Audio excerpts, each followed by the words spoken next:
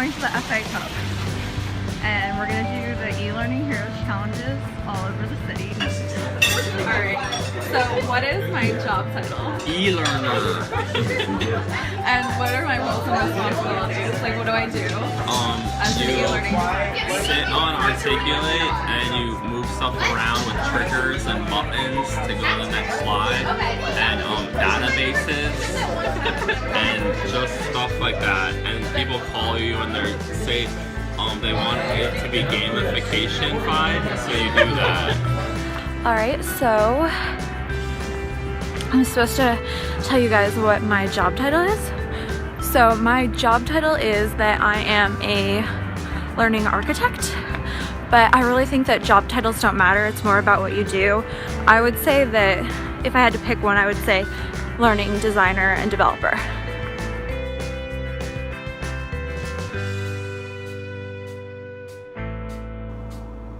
Great. So question number 2.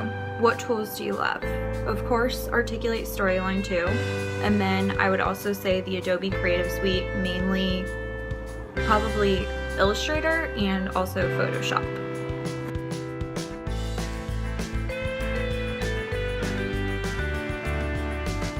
Alright, so here's my workspace, my diplomas, and my picture from the learning team at AstraZeneca where I interned. And I've got my little Lego pen holder down here, and I usually use that for my pens, and I have scratch paper over here generally that I write notes down on. And I've got the dual screens going because that's necessary for development. And then what I like to do is I've got a great view out here, so I'll generally go outside and take a break and just kind of get some inspiration. I know it's kind of dirty because we've been getting some snow, but I'll try to go outside and show you guys this.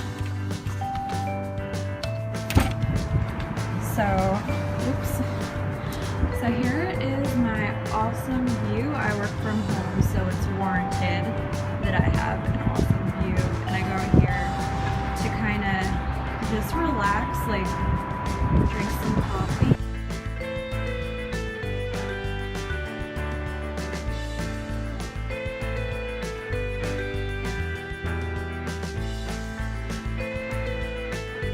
Look at this big beverage place. Oh my gosh, where are we? I don't know, we're lost.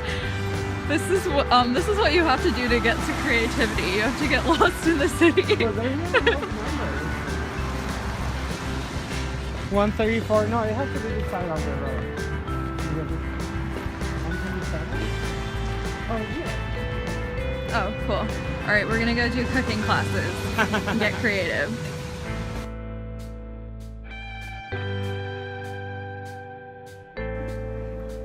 Alright, so next question. How do I stay fresh and build my skills? So I would say that I probably do about an hour to 4 hours a night of professional development, whether it's going through tutorials or just building things in tools. I would say that really keeps my skill set fresh. The tutorials are a big part of that. And then I would also say going to different workshops also helps, local workshops and things like that. On top of that, I think just practicing in general, even things that you've done before.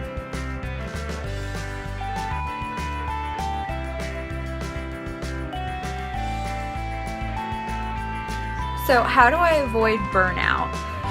It's really hard to avoid burnout, but I would say for the most part that just taking breaks and doing things like I did today, like the cooking class that I went to, things like that help.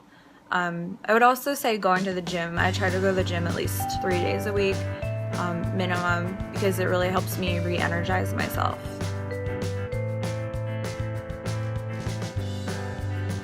So I save a lot of time by just managing my time really well. I have my calendar blocked off for certain things. So like I have my calendar blocked off in the morning for just responding to email, and I'll block my calendar off for dev work just to save time on other things. And I'm also really good at multitasking. So one of the things that I'll do is, like, if I'm publishing a really big project to an LMS or just publishing it from the e-learning tool, I'll be doing something while that's publishing, because that time is the time that you should get other things done. So what keeps me efficient? So I would say this: coffee. Coffee keeps me efficient every single day.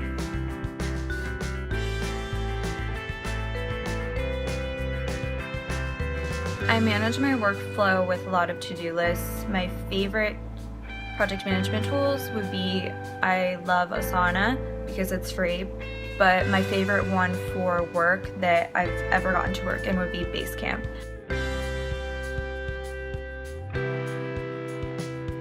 Alright, so books and blogs that influence me. So of course, because I'm into game development and design, I've got Dr. Kopp's gamification books. Then down here, I've got just like a mix of books. I've got Socialnomics, that's really great. Presentations and design. A lot of these are kind of a little bit older, but I love them. And so those are influential to me. And definitely StrengthsFinder. I love StrengthsFinder. Down here we've got Made to Stick. Made to Stick's awesome. Virtual Training Basics is pretty good too. I do have more books than that, but these are some of my favorite ones. And then I would say for blogs, I would say that I read Kathy Moore's blog, and then I would say all the other e-learning heroes, I definitely read their blogs. And then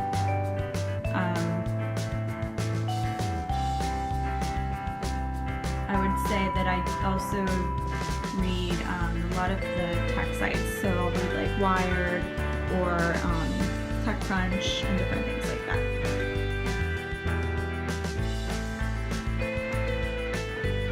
I would say the tasks that I really like would probably be more on the development end, but I also really enjoy design. I would say my favorite thing is when I'm giving like complete creative freedom, because then I really get to think about things in different ways and do things that are not necessarily traditional.